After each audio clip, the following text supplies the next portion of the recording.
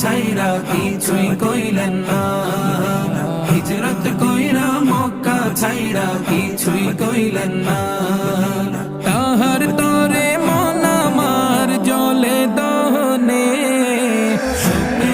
সপেছি প্রাণ রাসূল শোনে, সপেছি প্রাণ রাসূল শোনে, আমার সপেছি প্রাণ রাসূল শোনে। তিনি তায়েফ মাঠে, তিনি তায়েফ মাঠে আঘাত পাইলেন, মনে কষ্ট নাই,